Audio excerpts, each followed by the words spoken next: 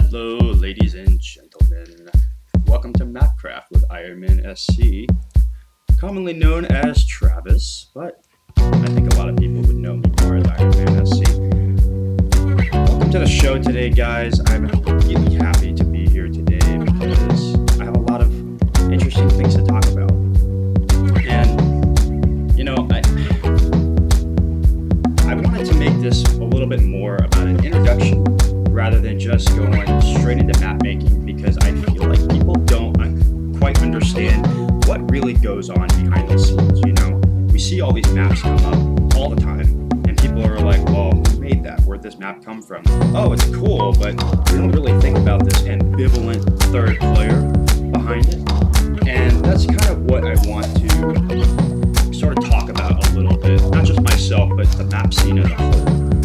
You know, I don't want to just be, well, here's the maps I've made. I want to kind of start from the very beginning and say this is what the map scene has been doing since the game was released. And this is where I've been through it all. And then this is what I'm going to do now and how I'm going to progress after that. So, as Day 9 once said, let us go back to the very beginning when I first started making maps.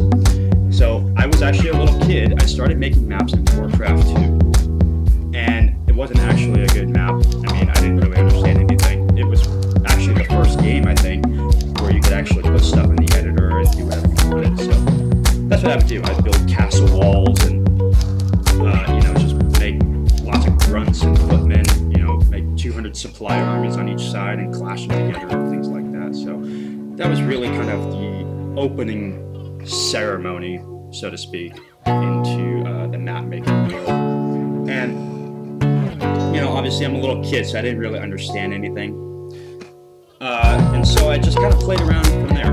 And then StarCraft got released, and I just remember the maps looked really cool. Like, hey, the graphics are getting a little bit better, and there's this thing called the Star Edit, I believe it was called, and or Galaxy Editor. And so I decided to go ahead and try it. So I opened it up, and I thought it was really neat. It was pretty straightforward, kind of confusing, and it still is. I actually went back to it recently. It was a little bit confusing compared to StarCraft 2, but we'll get into that a little bit later.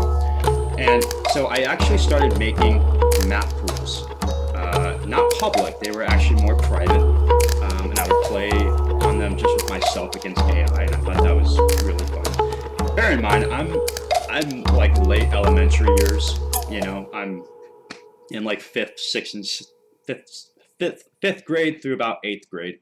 That's kind of the time period that I'm in, and I never actually put these maps in the public. So I would just play on them myself. But that was really when I started to understand map design as a whole. I started understanding how bases should look, a little bit about the proportions, the sizes of the map, and things like that. So, and that really got my interest. I started making, you know, like a snow map and a badland map, and so on and so forth. So I started doing that for a little while, for a few years, and I really enjoyed it.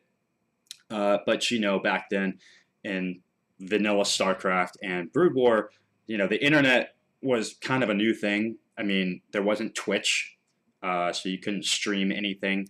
All the games, the professional games, were screenshots on the website, so you had to read these battle reports that, you know, Blizzard or, you know, tournament organizers would actually post. So there wasn't really any sufficient way to branch out in the map making scene. But I did that for a few years, and that was really fun. When StarCraft 2 got announced, I was really pumped, and we're talking a few years later here, but I just remember thinking, it's StarCraft. I grew up on StarCraft, and I know exactly what I want to do. I want to go back into the map editor and create maps. And so when those battle reports for beta started coming out with David Kim, playing on maps like Kulos Ravine, for example, or Blistering Sands, one of the first things I did was I marveled at the graphics, and I just looked at the maps. I thought the maps were so cool. Like, oh wow, there's so much cool stuff you can do. There's watchtowers, there's destructible rocks, and all these sorts of things that you can do. So I really wanted to try and branch out. And I thought, okay, We have Justin TV, which wasn't even Twitch yet. We have webcam capabilities. I really want to try and make this something that I want to do. And so at that point, I started going into the map editor, and it was so sophisticated when I opened it. I actually got the basics down, and map making actually is a really straightforward thing, but that's a whole nother topic. And one of the things that I did was I started messing around with the terrain, and I started publishing it and saying, hey, what do you guys think of this map? They would play on it, and everybody would send their units across the map, and they would be running through trees and water and, you know, up and down cliffs. And I'm thinking like, well, that's weird. How do I fix that? Turns out pathing became an actual thing. Pathing in Brood War, for example, was more, you know, in contrast with how the units cooperated with each other, and it was really clunky and things like that. Pathing in StarCraft 2 can be the same way, but it also applied to map making. And that's something that you have to paint on a map so that your units don't go where they shouldn't go. So I started making some StarCraft 2 maps. The first two were really bad. I didn't actually understand symmetry at all, really. And I didn't actually make maps at a 90-degree top-down view. I actually made them at, you know, more of like a 50-degree view, diagonal. So I started doing that, and without a grid, I mean, just without anything. So I started drawing maps, and I didn't actually like them, but I was very happy with the way that they actually turned out. Shortly along that line, I started to talk with other map makers, and I started getting a little bit more invested in that. And the first map that I actually, the first serious map that I actually did was called Belshire Walkway. Perhaps you guys remember this map in early Wings of Liberty. And this map I was extremely proud of. I made a lot of hype for it on the StarCraft 2 forums. I wanted to submit this to the Map of the Month contest, which was a relatively new thing. I think I submitted this one to, I can't remember which one it was. It was either one. It was between the first, you know, the first 1 through 6, I believe. I can't really remember, but Belshire Walkway was the first map that I actually got some diamond testers to be on. And I just really, really enjoyed this map so much. I put so much more work into it. I didn't actually understand, if you're looking at the image, I didn't actually understand how you could make man-made walls and connect that to natural walls. So I just made everything man-made because I just thought that's how it worked. But yeah, this was a relatively simple map. And nowadays, you know, the rush distance is really, really bad. But I got really bummed out when I didn't make a finalist spot in the Map of the Month. And so I got really discouraged. And I didn't quite know if map making was going to be something that I still wanted to do. It really did bum me out. I put a lot of time into this map. And one of the map makers, I believe his name was Dimfish, who's no longer around, he sent me a private message on Team Liquid, and he said, hey, every map that you make, you're only going to get better. Keep making them. And that doesn't sound all that inspirational, but it really struck a chord with me. And at that point, I just knew, okay, I just need to keep making maps. Just keep making maps. And so that's what I ended up doing. A few months later, Map of the Month number 7 was coming up, which was hosted by Mr. Bitter, which was actually really, really neat. That was the first real publicity that the community maps were actually getting at the time. The problem is that Map of the Month was more inclusive. It was kind of a map community inclusive thing. So no one outside of that really understood it. So it was really like, okay, you know, I'm gonna battle against you. You know, who's the best map maker here? And then if you win, you got like $25, I think, and things like that. So it wasn't exactly, you know, Team Liquid map contest type fame, so to speak. But the next big map that I actually made, and I think it got second place in map contest map of the month number 7, it was Antigua Prime. This, you can definitely see the comparison towards Belshire Walkway transitioning into Antigua Prime. I really started to talk to other map makers and try and learn some sorts of things. So I spent a lot of time trying to build new maps, and Antigua Prime was definitely the next one. I started understanding symmetry more, pathing more. I learned more about the siege tank range, watchtower range, and how that should correlate with maps. And so this is what I made, and I was very proud of this map. But once it got second place and it played in a little inclusive tournament for map of the month number 7, it just fell off the grid.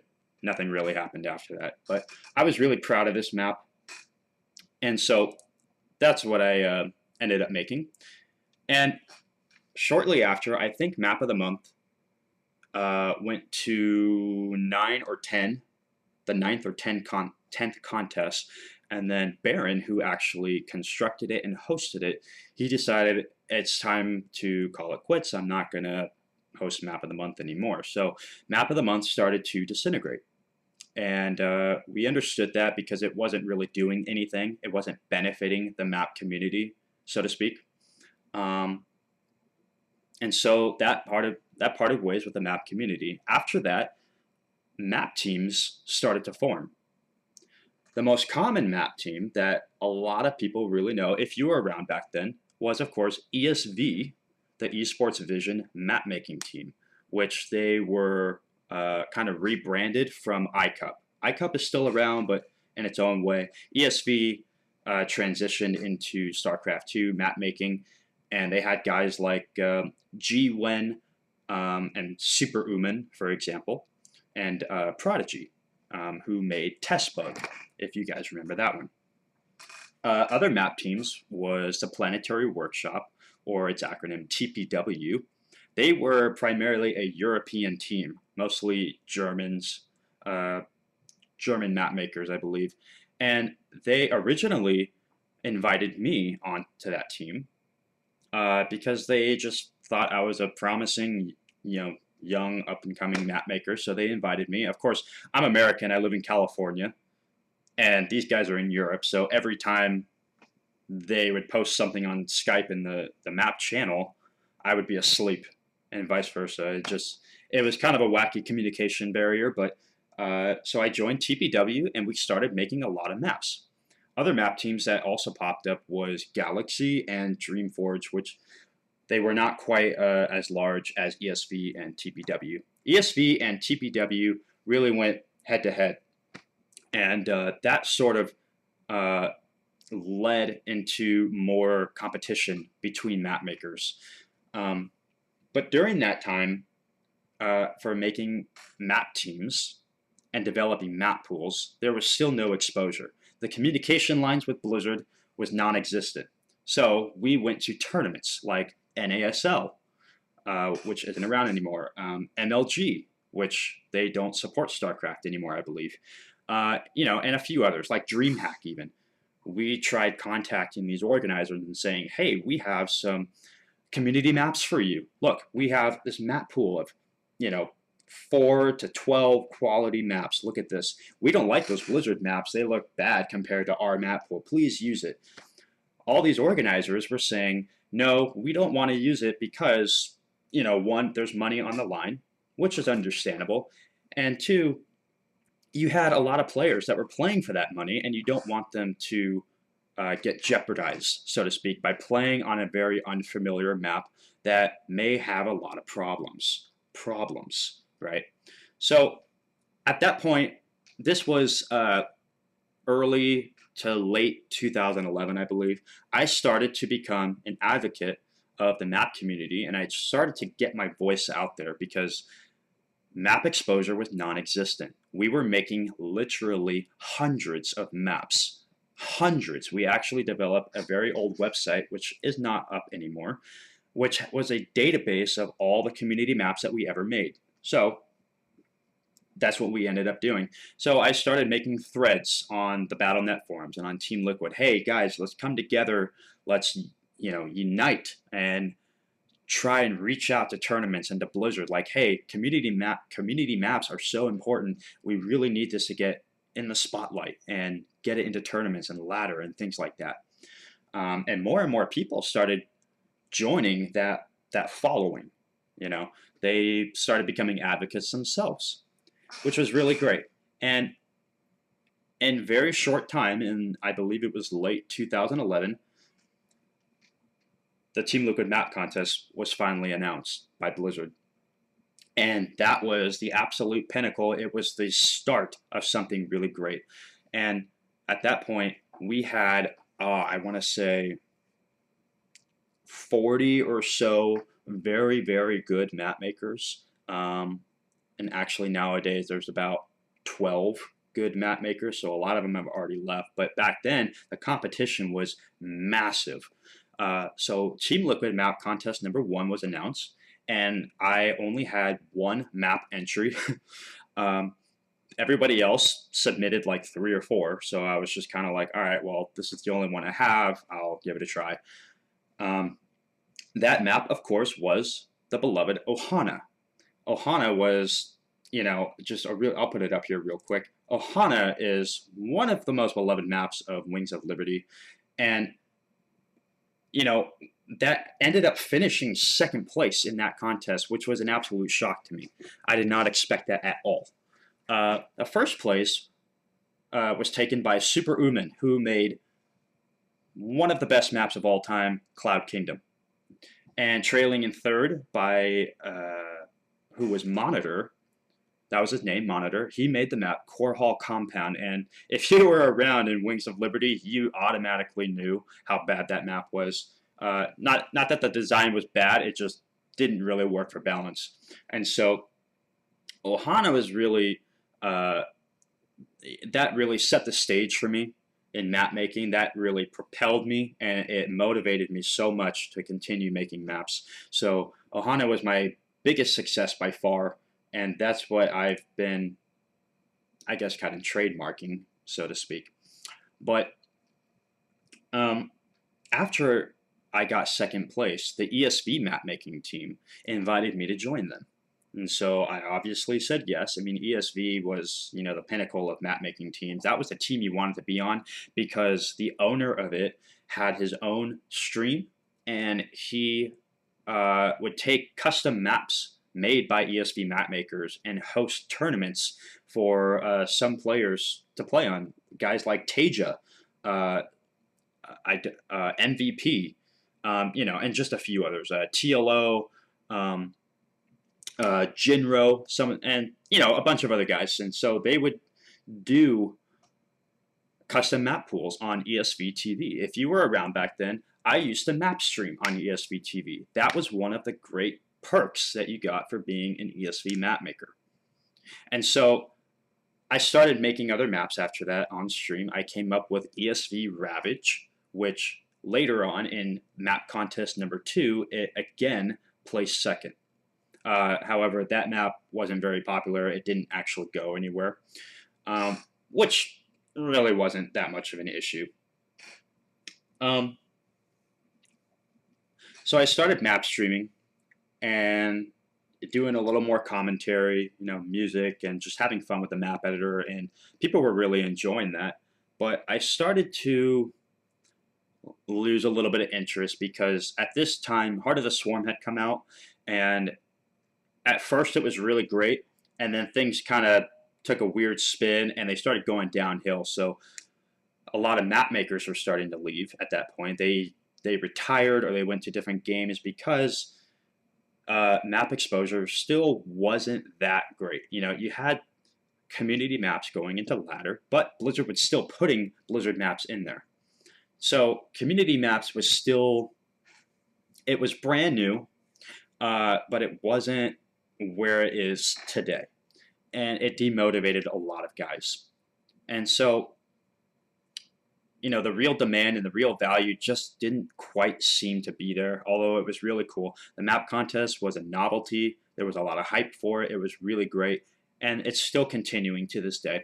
But at that point, I just lost a little bit of interest at that time, and so I kind of veered away from map streaming and kind of, looked at some other things. But uh, so I took a little bit of a break, and somewhere around 2014 to 2015, I believe, maybe a little later, while I was gone, um, I got married, and I had to renovate a brand new house that I had bought, so I didn't actually have computer access. So I was away from the map scene for a good year or so.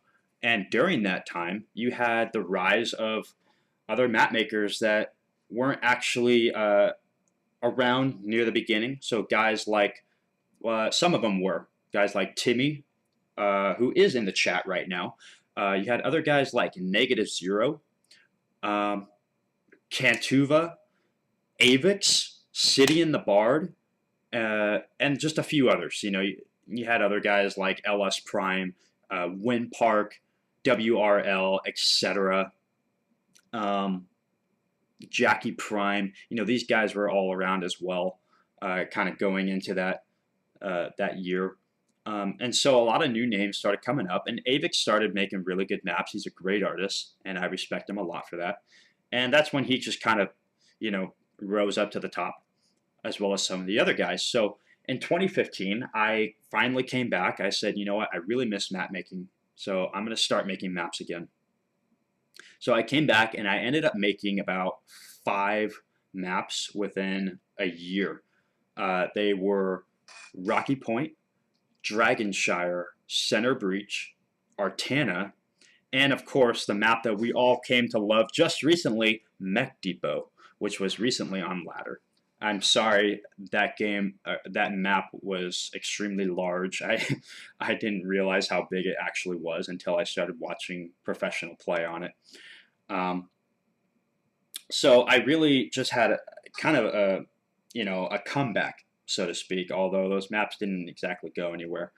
I skipped a lot of the map contests, but I just recently submitted to the recent one, map contest number 9, and I didn't get placed as a finalist there, but I have some promising maps for the next one, so we'll see how that turns out.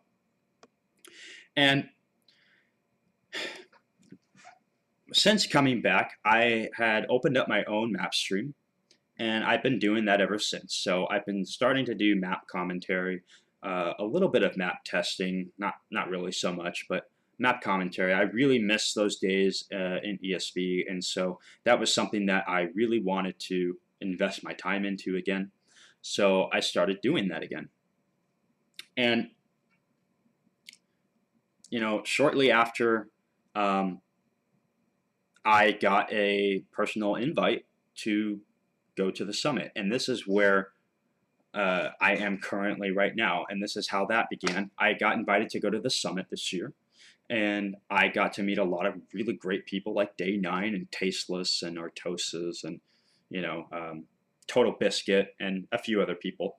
I also got to meet Avix, who is really cool in person, and I got to meet the owner of ESChamps, and I believe ESChamps is the same as Kings of the North, or cross-reference, but I got to meet the owner.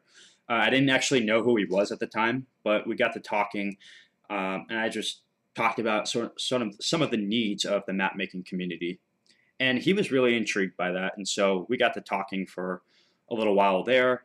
We ended up meeting again at BlizzCon. We ended up talking for about an hour, and he went ahead and invited me to join his team and provide some more content. And so that's exactly what I am here to do.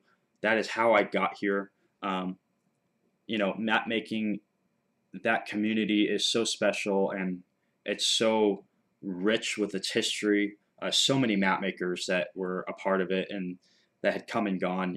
We lost a lot of great guys like Archville, Mural, Ragu, who is quite a character. Null Current, Leafix, and so many other guys. Map teams are no longer around. I don't even think Team Crux is around. Guys like LS Prime, and the whole bunch of them. There's not a lot of guys around that much anymore, but there is still a core group. And so that's how I got here today. just keep making maps, keep that consistency going with map streaming. But one of the reasons why I am so interested in this is, and what I will be doing from here on out, is I'm going to be providing some map commentary, for map design.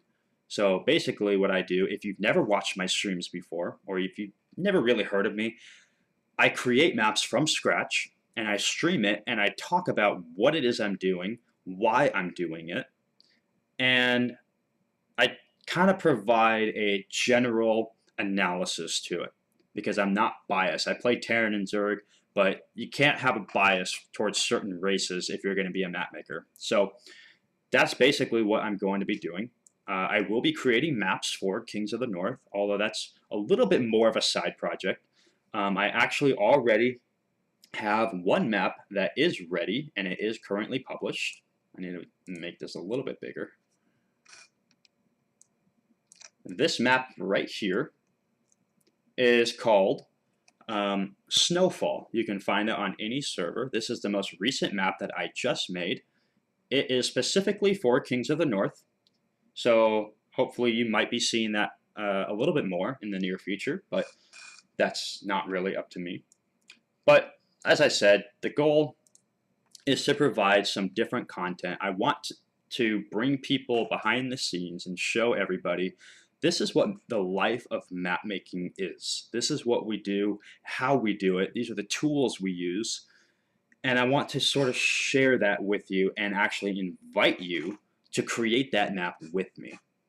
So I do really appreciate everything that has happened in the map scene. I appreciate Kings of the North giving me this opportunity to be here and to expand that sort of perspective and that mindset and that knowledge a little bit more among the community.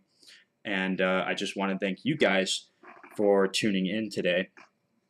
Next week, I will be making a new map entirely from scratch. I will also be showcasing some of the maps that I've already created that may be used later on. But I will start to do some map commentary starting next Tuesday. And I invite you guys to join in. And yeah, and so I invite you guys to join in and be a part of that and develop an interest in it. There's going to be some good music playing in the background. Hopefully some jokes. I'm not that funny, but hopefully I can get something across. And I just want to make it interesting and show everybody this is what we do and this is how we do it. And today was really more of an introduction. I wanted to talk about a little bit about who I was and how I got here, and I want you guys to understand that map making is a story in itself. Every map maker has a story, and I just wanted to show you guys a little bit very briefly that the map making scene has been growing. It's been getting so much more publicity. It's getting a lot more interesting. Great maps are being made, and so I just want to invite you guys to join me next week, starting with episode 1, and I will be map streaming a brand new map for about an hour or so, and we'll see where that takes us for the rest of the year and even into 2018 if it comes to that. So thank you guys for watching. Just for a brief, about maybe 5 to 10 minutes, I'm open to Q&A. I will go ahead and mention any questions. I'll give a very brief answer to it. So let's see. The first question here is, how many hours of work went into Snowfall?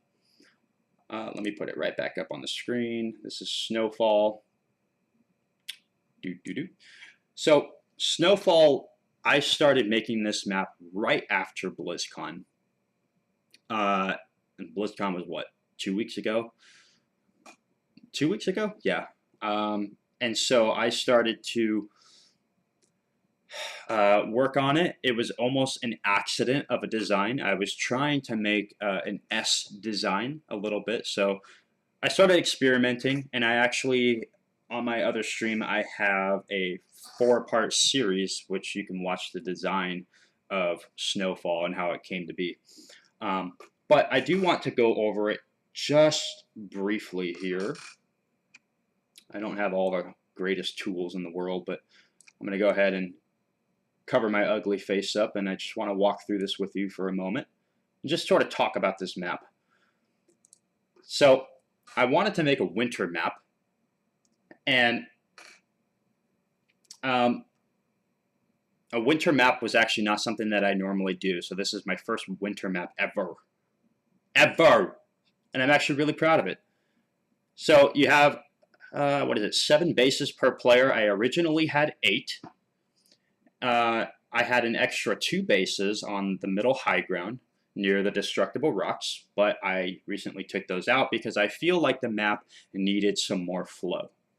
I didn't want every little turn and every corner to be running right into a base. I needed some sort of area of travel, a no man's land, and so on and so forth. So that's what I did. The map is kind of divided in 2 if you really think about it. Whether if you spawn on the bottom, for example, you can move your army to the left and be divided by that middle high ground, and you'll be able to attack the low ground bases in the top left. If you were to attack to the right, then you have to focus on the top right bases. And so that's something that I really thought was pretty unique because it does promote different play styles. And so that really, yeah, I mean, part of map design is that it depends on the concept to determine how you want the game to play out. But that is basically Snowfall. I will be making more. Let's see. What was the other question? 2 weeks is rather impressive from concept to completion. I would say yes, but I did put a lot more time than average. I mean, on average, for me personally, it takes me about a month. You know, a couple days a week, 2 to 3, maybe upwards of 4 days a week for about a month to create a map from scratch. And this is entirely dependent on whether or not the initial concept works.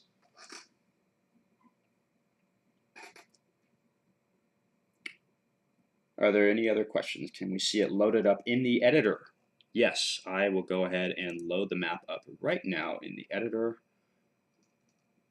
That way I can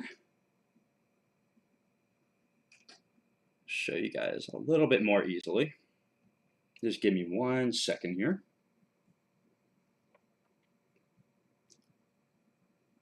I do appreciate any questions. Also, what I will be doing starting next week with map commentary, I will be providing any answers to any questions that you may have about map making, about anything at all. I am totally open to that. Okay, so this is my editor view. This is the view that you will be seeing me use starting next week. So this is Snowfall for you, up close and personal. I do have a little bit of snow drifts here, just to sort of add some variety. I may add more in the near future. The aesthetics, I didn't entirely do on my own because I had no idea how to make a pagoda. So I had a little bit of help there. But this is just to give you a very close-up idea of what the map looks like. Okay, you have your natural. You can go down here, you have, let's switch my terrain view. You have a nice big choke out here. You have different ways to expand. You have your low ground linear third, which wraps around into a corner fourth, which is blocked off by line of sight, which has a very nice map flow, good map surround. And if you go straight forward, you have a forward third. And if you go right down here, you have another base, which is another potential third, right in front of your base. And then just beyond that, you have another base over here. You have rocks here in the center that have a very, very strong purpose. Defeating those rocks will definitely help you with the map flow, whether you're an attacker or defender. So I think those rocks are going to be extremely important, and they will change the flow of the game for sure. So the aesthetic is basically little Asian army camps. Uh, it's not super grand, but it's just something to sort of provide that atmosphere.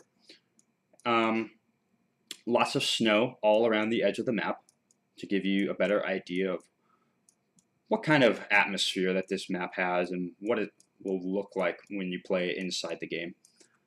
What I was talking about earlier, though, really quick, is that because of this center high ground, it kind of chops the map in half a little bit.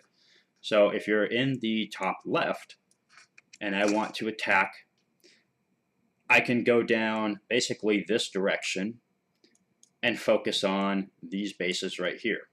Or I can go around through this area right here and focus on this area of the map. But once you take those rocks down, then you've opened up a gigantic important pathway right here. So whether you're attacking or defending, those rocks are going to become absolutely pivotal.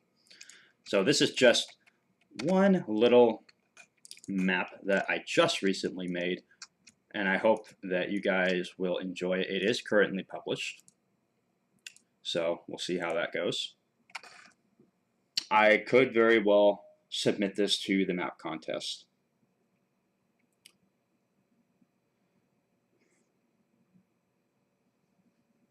So Total Biscuit used to use interactive or gimmicky maps for his Team League games.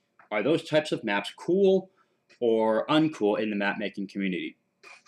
This is where it kind of takes a really interesting spin. That type of creativity is astronomical in the map community. That's what we want to do, just for giggles, really, mostly. We don't expect it to be competitive, but that's just to sort of exemplify what we're able to do. Of course, you know, if you're going to make a competitive map, you can't do those things.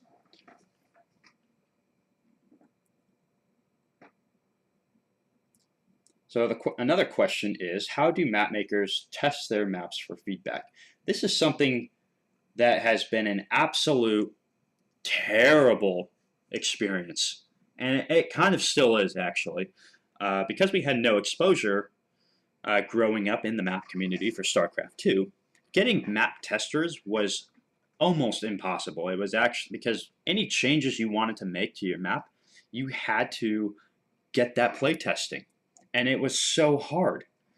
You had to spam channels. You had to do so many different things to try and get people's attention and get their interest, because, well, I need you to test my map, but there's no promise that it's going to go anywhere, so what's the point in playing it? And so that's where the Team Liquid Map Contest really became a giant help, and that's what really propelled the community, the map community in itself. So yeah. And nowadays, it's not really so much do we need feedback. I think that the map makers today who are making competitive maps, we've done it enough to where we don't necessarily need a ton of feedback, because we already understand the parameters that we have to work within. We know what's needed, what's okay, what's not okay. You know, we understand proportions a lot better than we used to in Wings of Liberty and Heart of the Swarm. And so a lot of those things are very straightforward for us. So getting map feedback is really great, but it's absolutely not as needed as it used to be.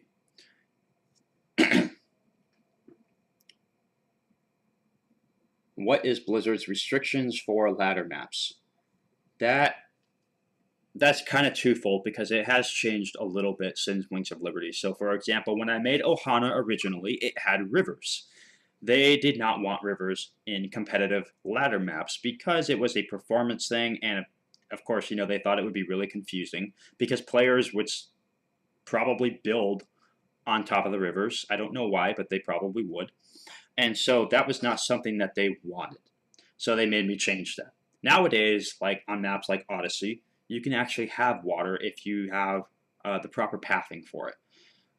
So some of the other rules are actually a lot more basic. So most bases I think all bases, it might be changed now. All your bases have to be full resource count, so you can't really do half bases. That might be different nowadays. I'm not too sure. Um, but another one, for example, is you have two different map bounds. Okay, you have a map bound, and then you have a playable bound. Everything inside your playable bound is what you see and interact with inside the game.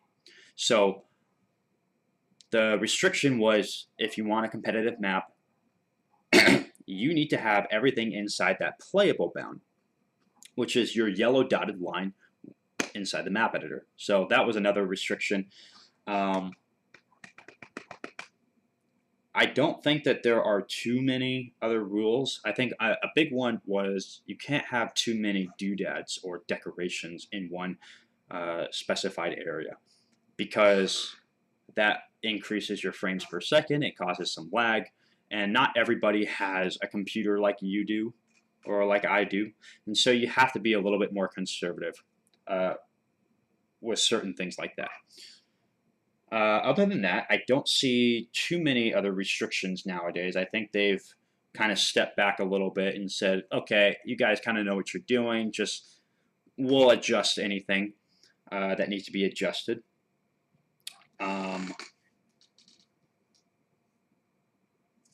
Let's see, what else do we have here?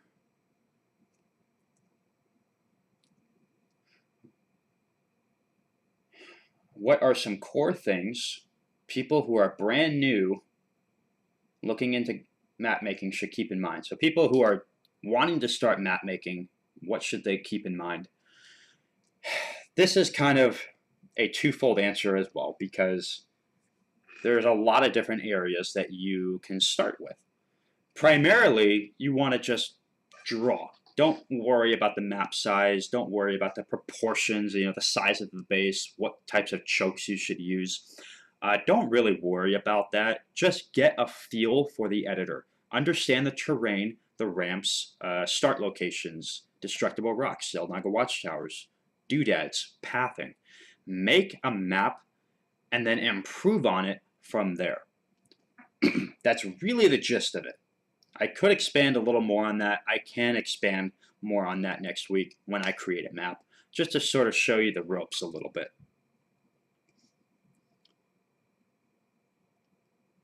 Another question, is there a single map that is generally regarded in the community as the best map ever? So there are only two maps that I know of personally, and I'm sure there are more, but there are only two maps that have gotten a crazy amount of publicity. One is Cloud Kingdom. When I mentioned that to Day 9 at the summit, he said, "Oh my word, that is the best map ever." It probably still is. I mean, to some degree. It really is a very well-designed map. So Cloud Kingdom was definitely one of the best maps ever. And most definitely Abyssal Reef. Abyssal Reef has been around for, what, 7 seasons now? This is the last season.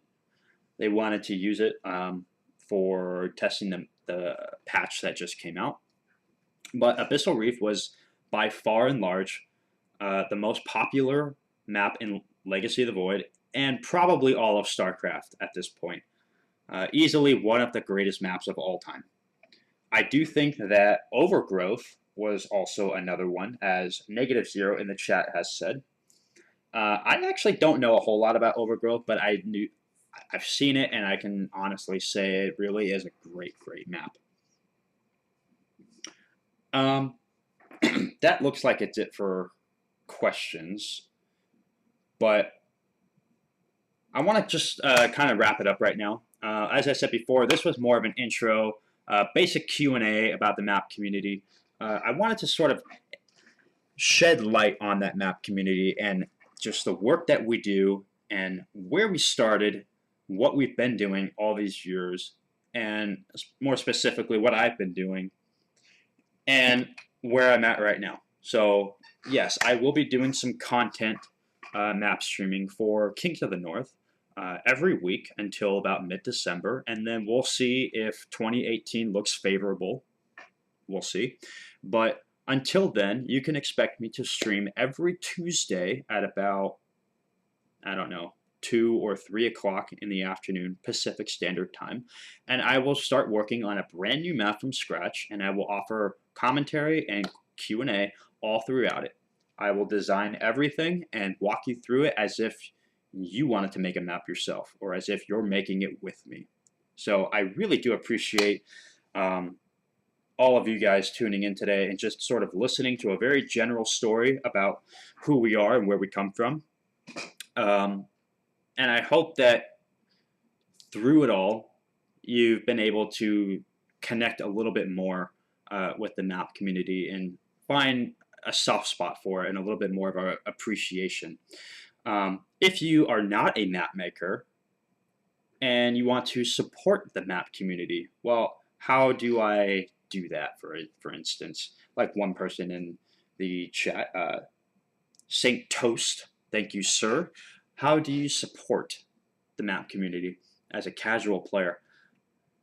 At this point, the primary support is the map contest. Whenever a Team Liquid map contest comes out, support it. The votes count. I can tell you that right now. The votes absolutely count. Make sure you are voting. They matter a lot more than you think. Other than that, just play the maps. And we have a map section on Team Liquid. Please visit that from time to time if you are able. We post new maps there all the time. Snowfall is one of them on there currently. But other than that, by simply being involved in the map streaming and partaking in the Team Liquid map contest, you are supporting the map community by far more than you might realize. So thank you guys for tuning in. I really appreciate it. I wanted to talk a little bit about myself, kind of help you guys get to know me a little bit and kind of my background and what it is that I'm going to be doing for Kings of the North and ESChamp. So thank you guys so much for tuning in. I appreciate it. This is IronManSC. Good luck, have fun, and just remember, Ohana means family, and family means no one gets left behind. Thank you guys. I'll see you next Tuesday.